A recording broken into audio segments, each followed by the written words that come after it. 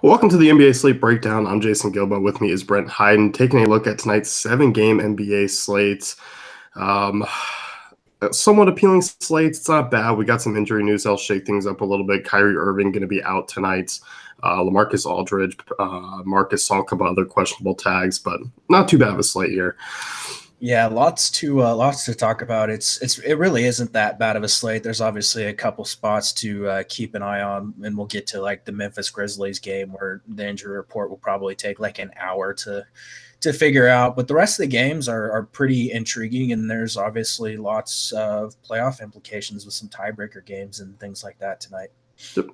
I'll start with this Detroit team, a team that's going to need to kind of keep winning to keep pace here with the East.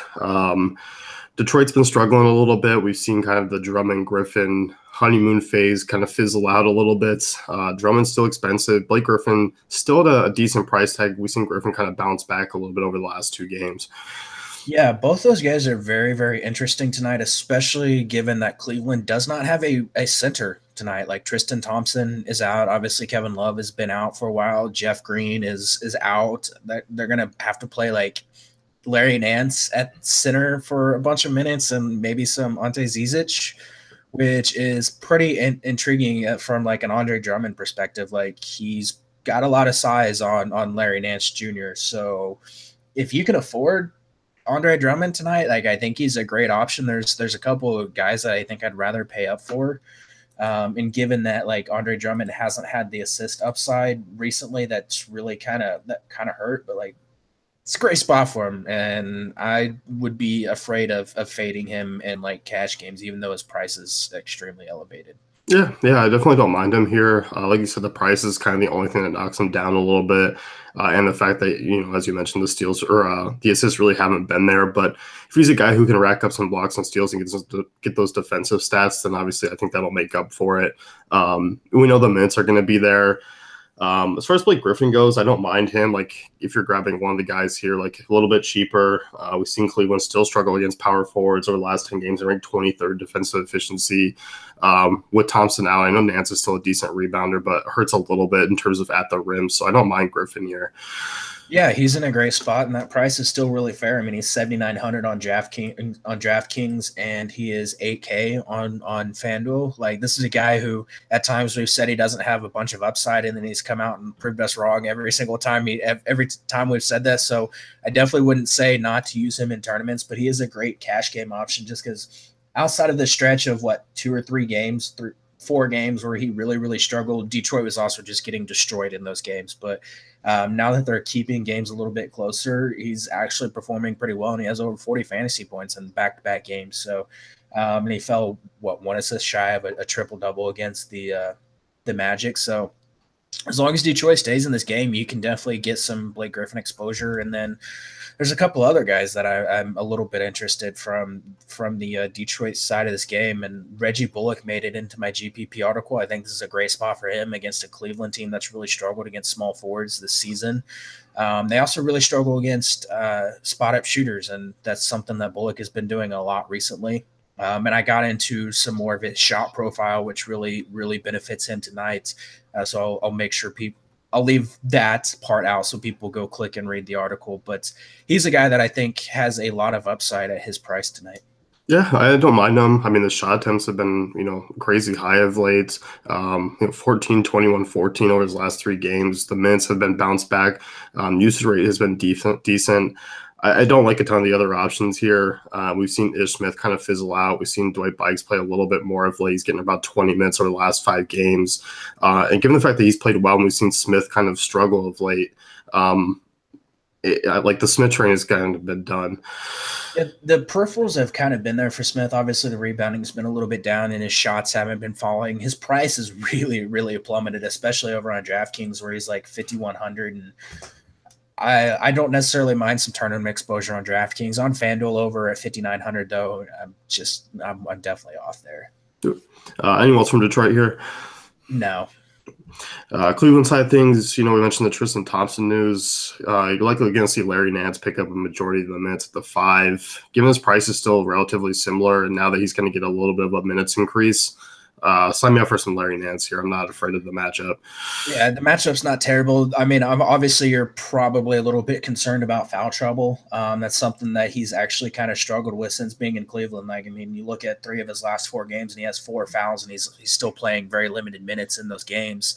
So that is a little bit concerning. That might be something to consider if you're looking at him for cash games. But given his price and the role that we expect him to have, plus his ability to rack up the blocks and steals, like that's something that I highlighted in the GPP article a few days ago, where his blocks and steals rates have elevated since joining Cleveland.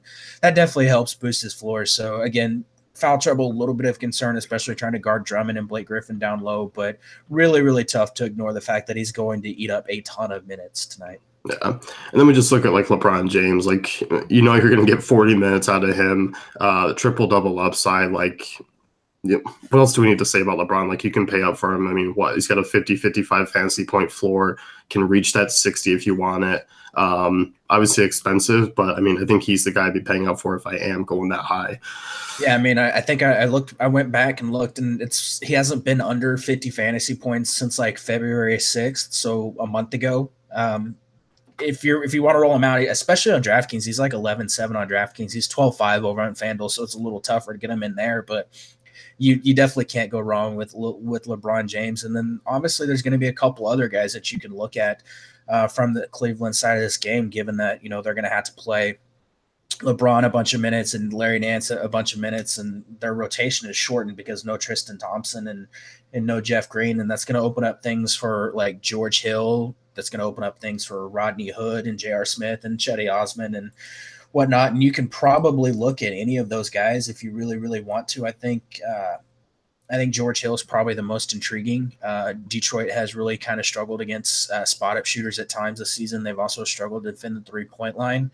And Hill has been a solid spot up shooter for the majority of the season, and his 3-point attempts 4-4-4 over the last couple of games. He's a solid option given his lowered price tag. Yeah, I don't mind him. Detroit's been god awful against point guards. Obviously, it's one of the reasons you like LeBron here, playing 2 of the worst positions that Detroit fails to defend, small forward and point guard this season. So, solid spot. You mentioned, you know, possible short rotation. Jordan Clarkson is somewhat interesting to me over on FanDuel 4,700, where he's shooting guard. I could see a few extra minutes just given the fact that they're going to have to look his way maybe a little bit more here. Hasn't had really a huge breakout game outside that first one against Houston, but I could see 25, 28 fantasy points again here. Yeah, I think in cash games you can definitely go there because he doesn't really have a ton of upside. It's really tough to roll him out there in tournaments, but as someone that you're wanting to get like 24, 26 fantasy points out of, I think he can get you there tonight. Yep. Anyone else here? No. Milwaukee, Indiana here, 209 total. Indiana favored by 2.5. I don't have a ton of interest in this game. I know we've seen Giannis with some big upside games, but we've also seen a little bit lower floor than what we've kind of been accustomed to. And we've seen a couple poor shooting games. You know, he's been all right against Indiana this season, but I don't know how much I'm going to be paying up for Giannis here. Yeah, I'm probably off Giannis here. Like, again, if you want to roll him out in tournaments, feel free. I warned last time, I think it was the Detroit game back on the 28th, about how he was talking in the media about how he was in a lot of pain, and it's because he's been playing too many minutes, and they're out here rolling him out for like 40-plus minutes over the last 2 games. And if you watched that game last night against the Sixers, like towards the end of the game, like he was laboring through some of those possessions. He was like bent over with his hands on his knees anytime he could take a little bit of a break. And it's a back-to-back after that game last night. That really does concern me. And we saw it on that back-to-back against Detroit. Like he really, really, really struggled in that outing. And I think this is a spot where I'm probably going to be off because I am a little bit of afraid of, you know, the knee pain and things like that. And it could be an issue for him tonight. And I mean, I would definitely watch the news. And if maybe he sits and we get some news about that prior to lock, and we could adjust our exposures to this game. But I'm not really too high on anyone outside of maybe Eric Bledsoe, who's still really, really cheap. Yeah, he's about it for me. Like, you know, the minutes are going to be there given the fact that he can rack up some peripherals. He's solid, but like, these two teams, I mean, both top 10 defensive efficiency over the last 10 games. Like they've been very solid. They haven't allowed a ton of fantasy production. Some of these guys are just a little bit out of price for me. I know Middleton torched Indiana just the other night when he put 30 real points. Indiana struggled a little bit against shooting guards, but they've kind of cleaned that up of late. I think Bledsoe's it, like just because the peripheral stats are there and like there aren't a lot of point guard options. Yeah, that's kind of where I'm looking. On the cheaper end of the spectrum, Jabari Parker's not terribly priced across the industry. You could definitely roll him out in cash games. I don't know that he has a bunch of upside at his price as far as tournaments goes. And other than that, I mean, not the greatest of matchups for John Henson anymore. And his price is kind of climbed on FanDuel. On DraftKings, he's 4,800. It's not a terrible price for him there. So maybe a little bit of John Henson exposure, but it's pretty much just Eric Bledsoe and maybe a little Jabari for me. Yep. Indiana side of things here, I just feel like everyone's kind of overpriced on the Indiana side. Even Oladipo, like I can't see myself spending that cash here for him.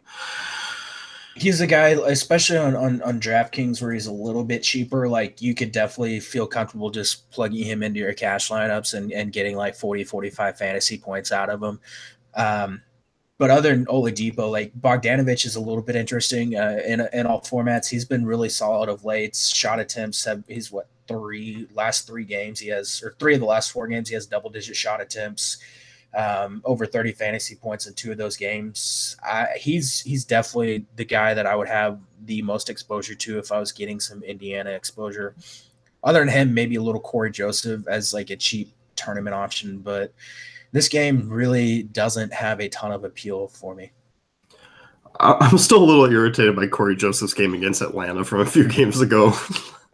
I'm irritated by like every Corey Joseph game, but it's really tough to predict which ones he's going to have these solid outings. But like I said, I think if you're wanting to get some tournament exposure, just because he's still really cheap, you can. But like he's not a core guy for me, and I'm definitely not rolling him out in cash. But like FanDuel at 4,200, that's if he comes out and gets you like 30 fantasy points, 30, 35 fantasy points, which he basically did, 29 and a half against the Bucks the last time they played. It was 41 minutes, but if he gets you that, like you're happy at 4,200. Yeah. As far as the front court goes, I think Thaddeus Young might be the only one that I'll entertain here. Come off a down game against Washington, but has been pretty solid before that. Reasonable floor, probably a little bit more of a FanDuel play. He's 5,800. I'd much rather pay that price than like a John Henson or someone like that. That's about it. Like I'm off of like Turner here. I'm not too thrilled just given the fact that he's just super volatile. And this is a slate where I just kind of rather look at other ways. Yeah, I 100% agree. Like I don't have anything to add there. Phoenix and Miami, 218 total. Phoenix favored by 9.5. Look at Phoenix. I mean, obviously been a solid, fantasy team. Like I expect them to keep this game close. I'm kind of shocked by the 9.5 spread here. Yeah, I am too. I actually have a lot of interest in this game, and I'm hoping news falls the way that we want. But like, if we're looking at the Phoenix side of this game, I don't know. Like, people may not realize how freaking good Elfrid Payton has been since joining the Suns. He's played 9 games for the Suns, and he has 2 triple-doubles and 3 double-doubles in that time.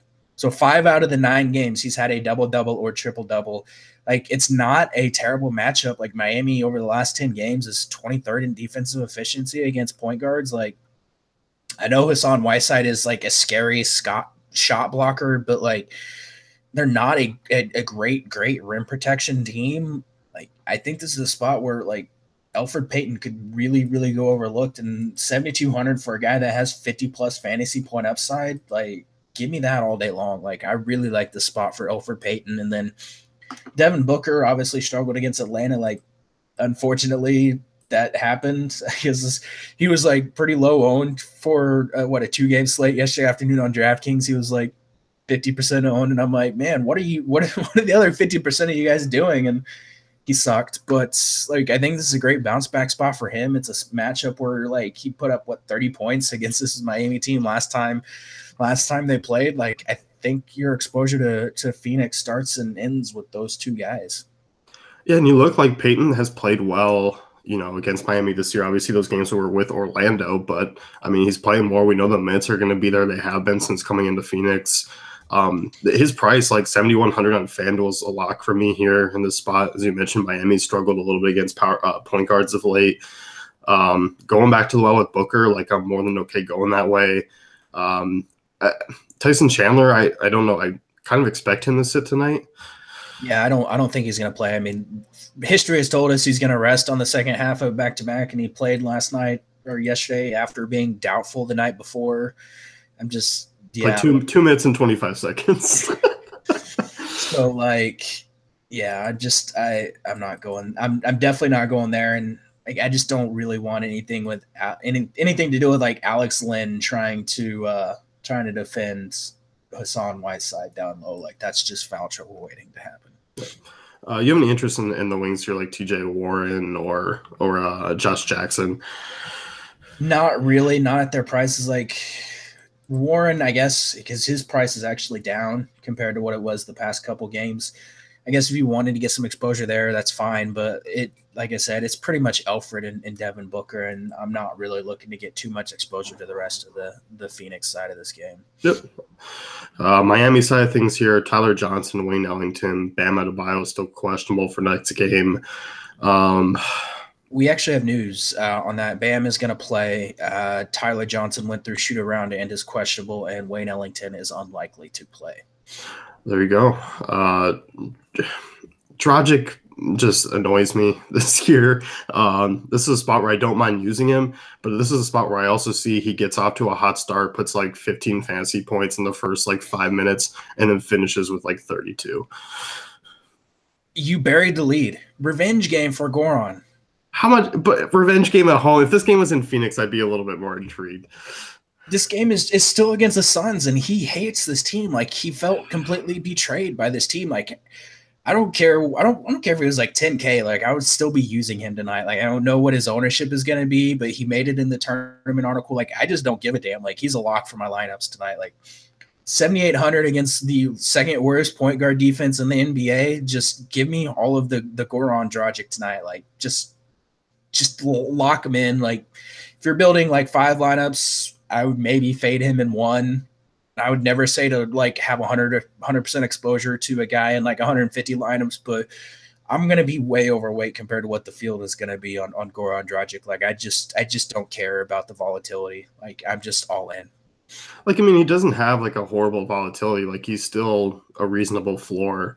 And I mean, I guess on a slate where really like there isn't a lot of elite point guard options. I mean, Irving was just ruled out. You have Lillard. I mean, that's kind of it. Like, we're looking at kind of like the Paytons and Bledsoes and Dragics of the world to go out tonight and be that kind of tier 1 option. So I don't hate them. I like some of the other options on the Heat as well. Like I like Whiteside's price, especially on FanDuel at 7,500. I'm just a little worried about Whiteside here actually in the spot. Yeah, I am too. Obviously, it's a very, very high upside matchup for him, especially with Tyson Chandler probably being out tonight. You could definitely get some exposure in tournaments, but like, you definitely can't use him in cash just because he's way too volatile. Like he could end up coming out and playing 18 minutes like he did against the Lakers.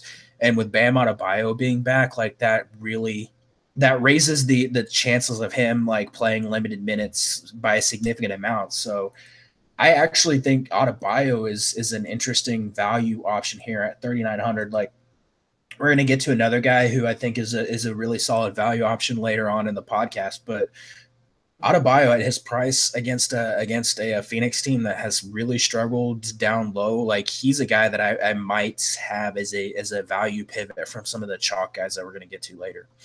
Yeah, I like him here. I think this is a spot where you can see 25 minutes. I don't care that Olynyk's back. I like him here. I like him as a GPP option.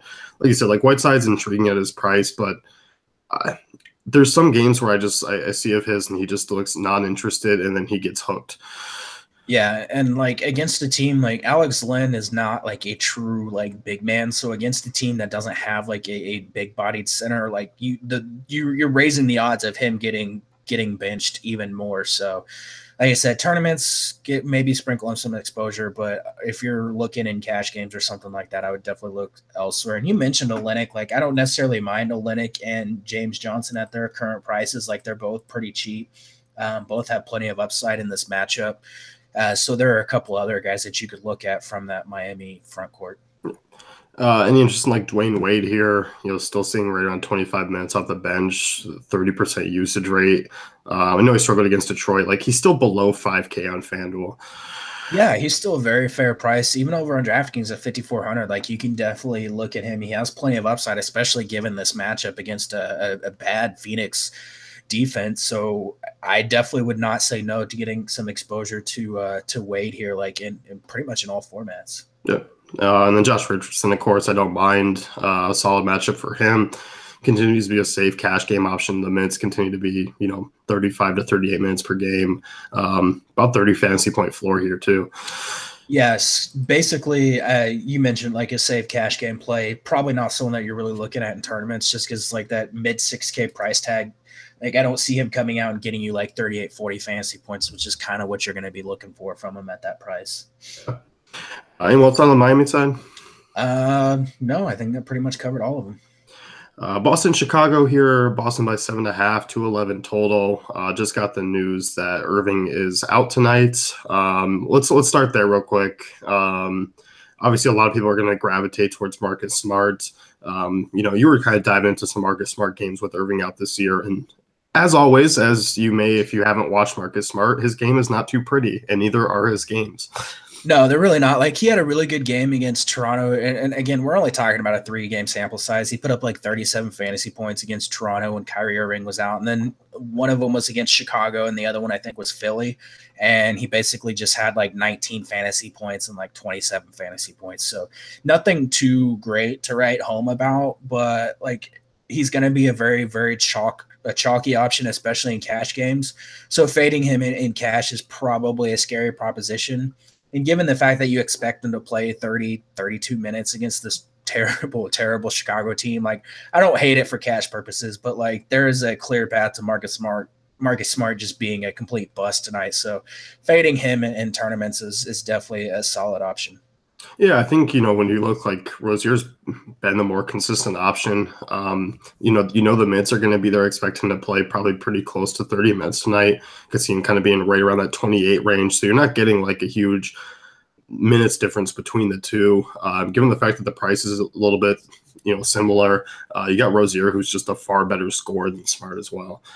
For sure. Like Scary Terry is gonna be a core option for me and pretty much in all formats now that we got this Kyrie Irving news. And apparently Brad Stevens is not sure who is going to start tonight. Like you don't have a bunch of options here, Brad. Like it's either Terry Rozier or Marcus Smart. Like you don't really have anywhere else you can go here, bud. But yeah, you expect Rozier to play like 30 something minutes tonight against this really, really bad Chicago defense. Like, sign me up. What are you doing with Horford here? Like, is a Horford game coming? Because there hasn't been a Horford game since like February 4th. I don't know if a Horford game is going to happen. He had a good game against the Knicks. Come on now. Yeah, okay, sneak that one in there, sure. I don't know. Like, I kind of wonder like if Stevens is gonna punt this game now that Kyrie is out. Like this could be a situation where they're like they come out and they act like they're really interested and they're gonna roll everyone out their regular minutes, and then Stevens kind of just like gets like 22, 24 minutes of Horford and lets kind of the young guys take over. So I do have a little bit of concern. Obviously, Horford does generally perform a little bit better without Kyrie Irving just because the offense does flow through him a little bit more. So if you want to get some tournament exposure in a great matchup, I don't necessarily mind it, but I'm all about some Daniel Tice tonight. Like I'm going to be singing Tice baby all night long because I think this is a great spot for him. And I wrote about him in the tournament article. He's probable for tonight's game. Basically, when he plays like 20 minutes, he basically is going to get you more than 20 fantasy points. And I think this is a spot where he can come out and get you 22, 24 minutes and put up like a very, very solid outing at his really low price tag. So Daniel Tice is one of the value options that I talked about, that that I alluded to earlier. Like if these Kobe Simmons and all these other stupid like Memphis guys are going to be value options, I'm going to pivot and I'm going to get a bunch of exposure to a guy like Daniel Tice. Yeah, I don't mind him. I mean, we saw a double-double against Chicago last time out, put up over 30 fantasy points. Like, this is a guy who's been a solid fantasy producer when given the chance. Definitely don't mind him. I don't mind some Marcus Morris, who just continues to be a stable option, especially on FanDuel, just still too cheap. He's only 5K. Like, he's been in the 4,000s prior. Hasn't been under 25 fantasy points. Just once over the last 6 games. Still a decent usage. Should see a little bit of a usage bump with Irving out as well. Yeah, like I said, I mean, it's one of those things. I think in 14 games this season, he's played over 20 minutes, and 9 of those 14 games he's scored over 20 fantasy points. And one of those games was like 19.75. So, I mean, basically 10 out of 14 games he's gotten you 20 fantasy points. So if he can just get you a couple extra fantasy points at 3,700 and 41 over on FanDuel, yeah, like I'll take that. I'll take that all day long. You have any interest in like Jaylen Brown or Jason Tatum here, who have been trending down in minutes and just really haven't been great here in the second half? I don't mind some tournament exposure just because they could have those big games against this really bad Chicago team, but they're not guys that I'm really heavily interested in. Yeah, because like we just seen Brown. I mean, he's kind of slipped. Like he's had a couple of decent games. I know there's been some blowouts as well. I think Brown's the guy that I would have the most interest in over Tatum here. Yeah, I agree there. Like they could actually end up using his length tonight to guard like someone like Zach LaVine, and so they don't have to like throw Marcus Smart out there for a bunch of minutes and watch him brick threes all night long. Yes. Anyone else on Boston here? No. Well, actually, I mean, another guy that you could maybe look at his price is a little bit higher than Tice, so that does have me off of him a little bit, is going to be Greg Monroe, who's 18 and 14 real points and limited minutes over the last couple games. And again, if this is a spot where like you think maybe the Celtics come out and decide to kind of punt this game, you could see a few extra minutes from Monroe, and not a bad matchup at all. No, definitely not. Chicago side of things here, no back-to-back, so no need to worry about LaVine resting tonight or anything like that. We've seen the Chicago shake up again. Portis is going to jump into the starting lineup. I don't mind some of the Chicago side just because at their prices, like they're pretty fair. And if we see like Boston kind of take it easy, like I don't expect a blowout now with Irving out. Yeah, I don't really expect one either. Like I wrote about Bobby Portis, he made it in the GPP article, and especially on DraftKings, like 6,200 for Bobby Portis. Like I know Boston's defense is somewhat scary, and they've been really good against big men for the majority of the season. But we've seen guys like Bobby Portis did once already against his team just come out and destroy them down low. It's just a very active big man, and like I don't care what his ownership is going to be. Like Bobby Portis has been freed, and like I think he delivers a knockout performance tonight. Yeah, I like him here. Go back to the well. I'm going to go back to the well on David Nwaba as well. 5,300 on FanDuel, like a consistent double threat. He's 5,600 on DraftKings. That's not bad either. Just a high energy guy. We've seen Boston struggle against small forwards of late. We see them allow him a ton of rebounds as well. He's just doing a little bit of everything. Like until he crosses like probably 6K, like I'll continue to consider him. I don't mind him. I don't like targeting him in games against teams that are good, like as far as protecting the rim. Like this is a spot where like whenever they played Brooklyn, I was basically off of him because Brooklyn is actually a decent rim protection team, and we saw him kind of struggle. But he is a guy that like could come out and definitely notch a double-double. So like if you want to get exposure, even at his elevated price tag, I don't necessarily mind it. But I think there's a couple other guys in that same price range that I would rather go with. You like LaVine here tonight, a couple down games. Could be a spot where he struggles a little bit just with matchup wise. Could be the same with Chris Dunn. Like it definitely could be a spot where both these guys kind of struggle. If they fit your lineup, you want to get some exposure, feel free. But they're not guys that I'm going to be like loving whenever I plug them in my lineup. Yeah. I don't have a lot of interest in like marking any of it at cheaper price. Like I think I'm going to rather go with Portis and hope for that upside. Yeah, same here. So, anyone else you want to talk about? No, and I feel like not mentioning Denzel Valentine would probably bite me in the butt. So like GPP play, we can leave it there. Obligatory Denzel Valentine's playing tonight. We get to a game here that's not fun at all. Memphis and San Antonio. 202 total. Spurs favored by 11.5. Memphis injury report. Obviously, Marc Gasol's the big one. We're still dealing with the injury of basically the entire backcourt of Tyreek Evans, Harrison, Chalmers all out. Going to be limited options. They're just not intriguing. Like, people love this Memphis value. The only value guy that I ever really like is Jarrell Martin. That's it. And he obviously doesn't play in the backcourt. Yeah, like they are without Andrew Harrison, Mario Chalmers, obviously Conley and Tyreek Evans. Wayne Selden isn't on the injury report that I saw, but obviously he's coming back from an injury. He missed extended time and he had to sit out the second half of a back-to-back and is probably going to play limited minutes. So, like, there's another guy that you can't really look at. Like, Kobe Simmons is going to be chalk value, I assume. Like, I've already seen a few people, like, talk about how much they love Kobe Simmons. Like, have fun with that. Like, I'm going to pass. Like, if you want to get some exposure, go for it. But, like, I'm not going to eat Kobe Simmons chalk tonight. Ben McLemore is up to, like, 4,500 on DraftKings and 42 on FanDuel. Like, he's coming off 2 solid performances, played 38 minutes against Orlando, 30 against Denver.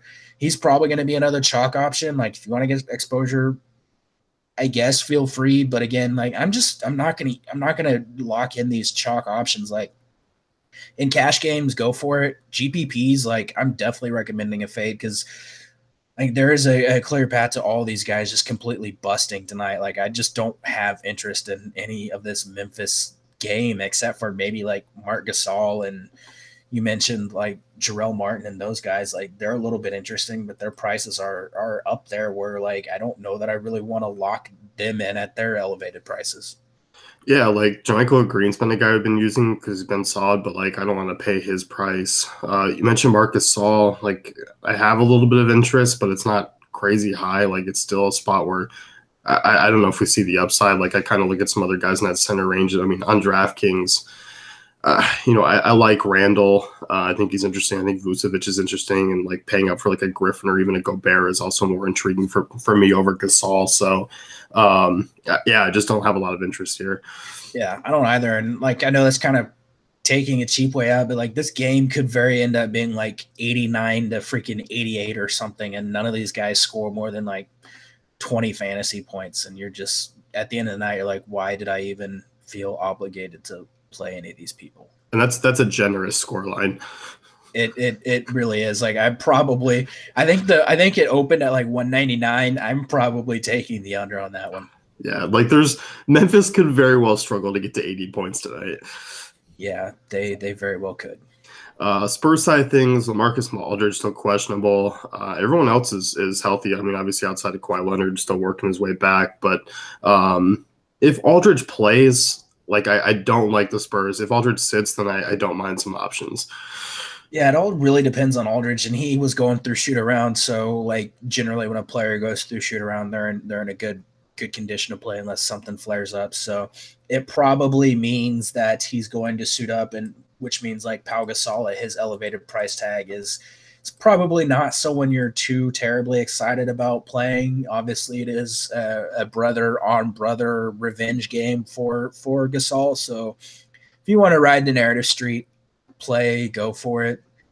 Like, DeJounte Murray's not in a terrible spot. Like, the Grizzlies, 30th in defensive efficiency over the last 10 games against point guards.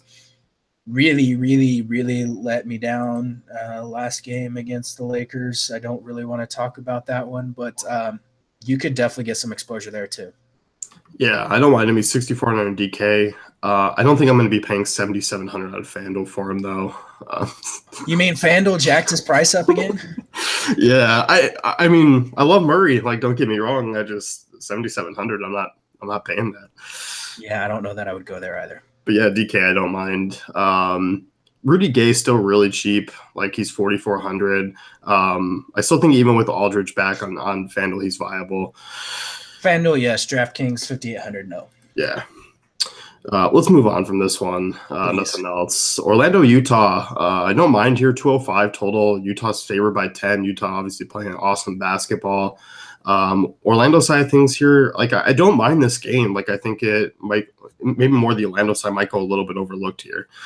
It very well could. And getting any exposure to Orlando is kind of scary. Like, I do like targeting this game. The Utah side we'll get to here in a second is a little bit overpriced, I think, just about everyone. But like Orlando, I think the interesting plays here would be like Evan Fournier because Orlando or the Utah Jazz really struggle against spot up shooters. And Fournier, about 20% of his possessions are spot ups. He's one of the better spot up shooters in the NBA. So is DJ Augustine, who is his price 4,800 is pretty fair. Like I think getting exposure to a couple of those guys would not be a terrible idea in cash or in tournaments. Cash games, I think you can get away with fading the Orlando side of this game. Vucevic at 6,900 on DK is still intriguing. Like I know his minutes have been kind of a little bit fluctuating, but I mean, been pretty solid. I mean, outside the Toronto game, I mean, over 30 fantasy points since returning. I know Utah, I mean, they're first in defensive efficiency against centers over the last 10 games, but I think Vuce is still intriguing at that price. FanDuel, no, but like DK at 69, I think is still a little interesting. Yeah, FanDuel at 8,700, like that's a hard pass. Like I don't know how many more times this season I can rag on FanDuel for their terrible like pricing and product offering, but 8,700, like what are you doing, guys? Yeah, way too high. Luckily, we only have like 2 more weeks left of this. So, yeah, I like the Fournier call. That's about it for me on Orlando.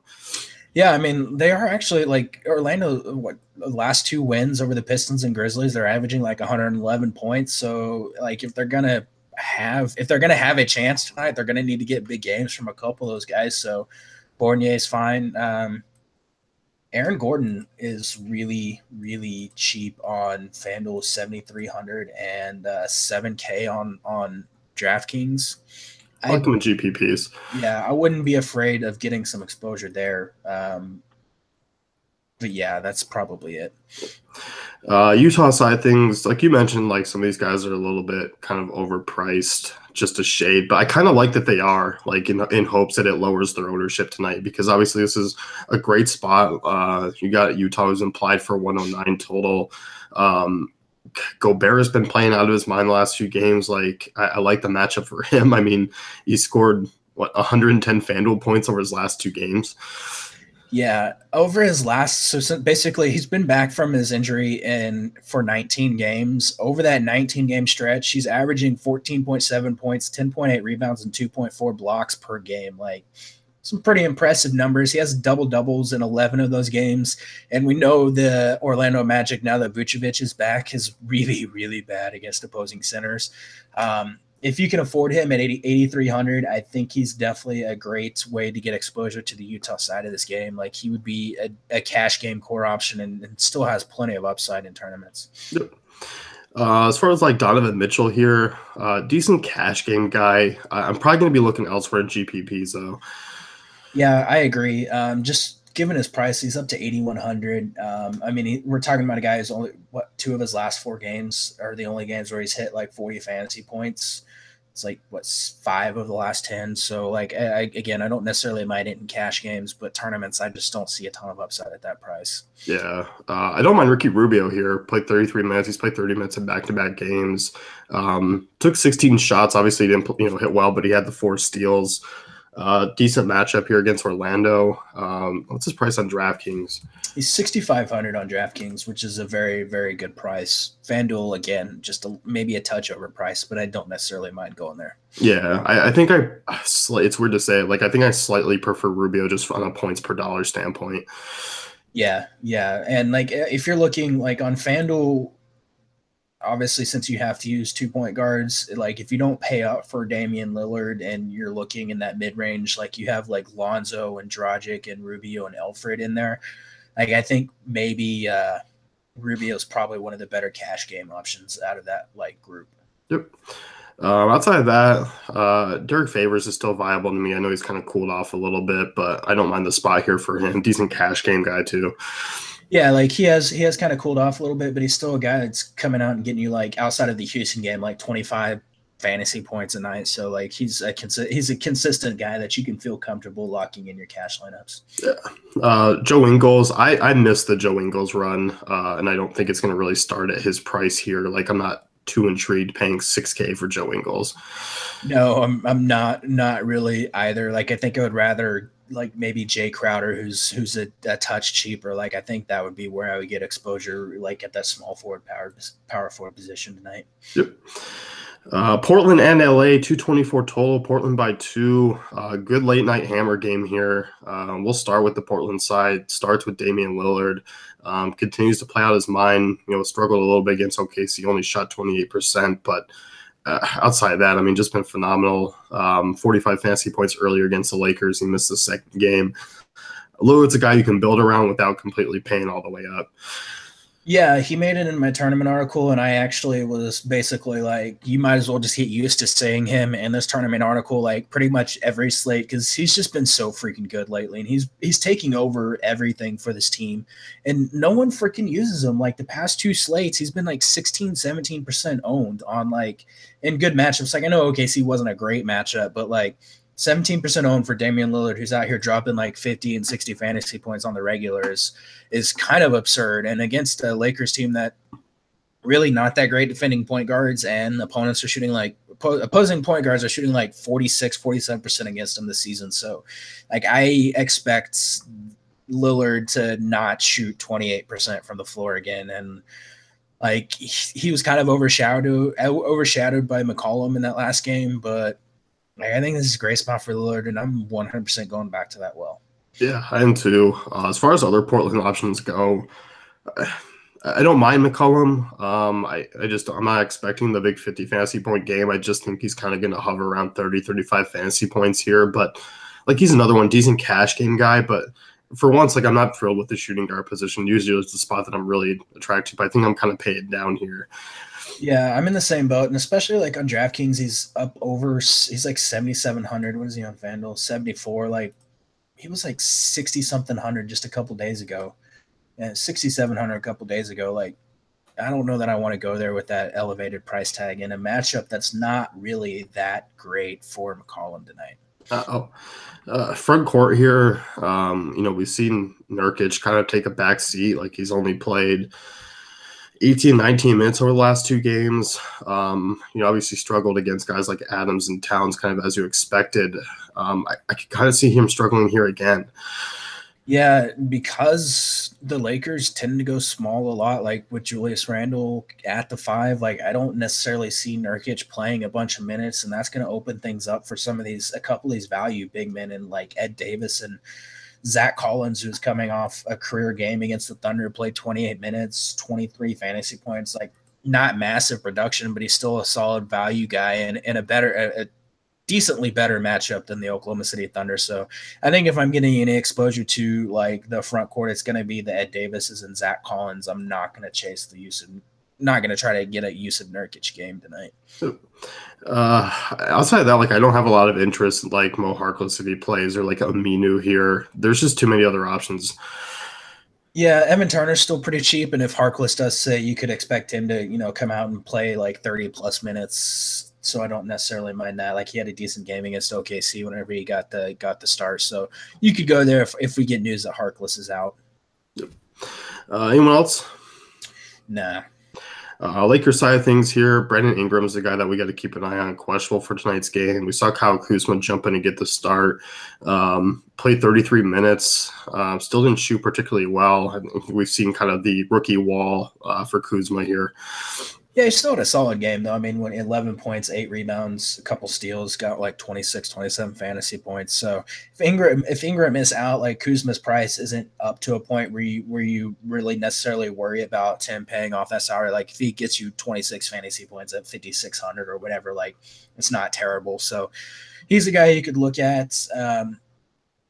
Man, I don't know what to do with Lonzo Ball. Like he's been playing freaking out of his mind recently. Like huge game against the Spurs. Like he's actually shooting really, really well from three. And I don't know if I buy into it, but like I don't know. It's really tough to overlook how well he's been shooting the ball recently. Like That's pretty impressive. So in tournaments, I think you can definitely get some exposure. Like it is not a great matchup, but given what he does on the court, like just the overall like rebounds, assists, and the peripheral numbers, really really tough to overlook him in this spot.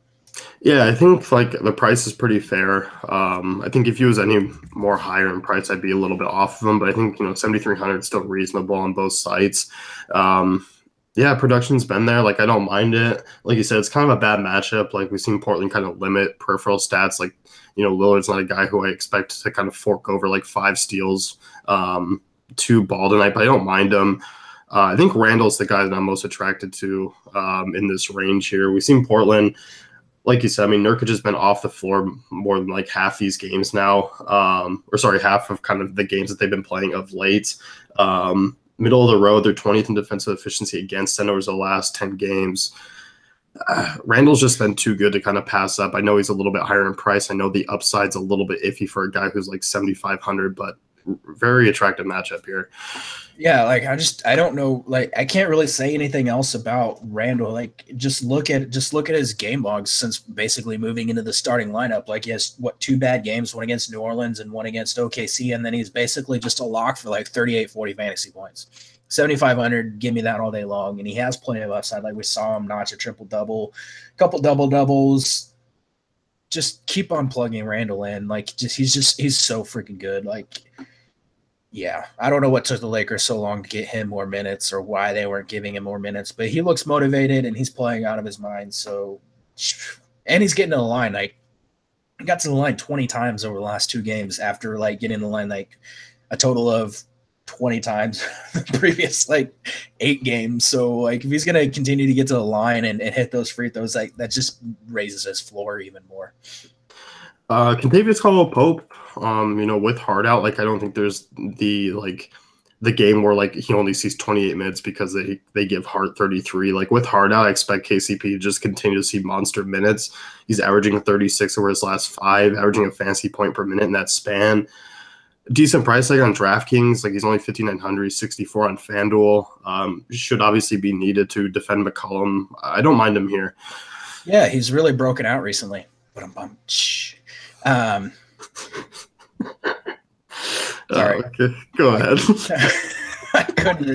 I couldn't resist. And before I get into KCP, I do apologize for all the really, really, really terrible jokes that are in the GPP article today. But yeah, like without Josh Hart there, like the minutes just ridiculously high for KCP. Like we've seen the upside out of him, San Antonio, Sacramento, the Minnesota game, like 40 plus fantasy point upside, like double-digit shot attempts in 3 of the last 4, rebounding upside. He's going to be on the court a bunch. Like if you want to roll him out, like feel free. He's a great cash option because of the minutes, and again, he does have plenty of upside even at his elevated price tag. Like he's 5,900 on DraftKings. That's still really really cheap for a guy with his potential.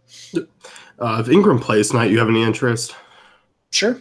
Yeah, I think he's another guy just because of what he does, the way he fills up the stat sheet. Like it's really, really tough to overlook. And like, given how good Los Angeles has been playing recently, like all of these guys are definitely in play. Yeah, and what I like is with Ball back, obviously he didn't play against the Spurs, but I mean 11 assists still, over the 2 games with Miami and Atlanta with Ball back. Like that was really impressive to see. The defensive stats have been there this year. He's shooting really, really well of late. Yeah, he really is. And I mean, even Isaiah Thomas is interesting given like his current price tag and the fact that he's just such a high usage player off the bench and playing a decent amount of minutes. Like can't go wrong with even Isaiah Thomas here tonight. No, so really good game to target. Definitely a game to get some exposure to. Yeah, it's the late night hammer. It's the highest projected total of the night. It's starts at 10:30 Eastern time. Every other game before that is like 8 o'clock. So when those games are ending, this game's going to be starting. So you definitely want to get some exposure to a little bit of this game. And I'd say by far the most stackable game on the slate. Like everything else is garbage compared to this one. I don't know. How are you going to talk about Boston, Chicago like that? Phoenix, Miami is probably the next attractive one, which I think is about it. Yeah. So, highest score on tonight's slate. Let's cap it below 9K. Below 9K. I am going to go with Goran. Goran be scoring tonight. Ooh, I like it. I'm going to go on the other side with Devin Booker. Very nice. So, Very nice. gonna wrap it up for us here. You can head over to DaveFantasyCafe.com. You can check out Brent's article or his. It might be, I think, just a new stand-up routine apparently from what he's been saying. So check that out, and good luck. We'll see you guys tomorrow. Good luck tonight.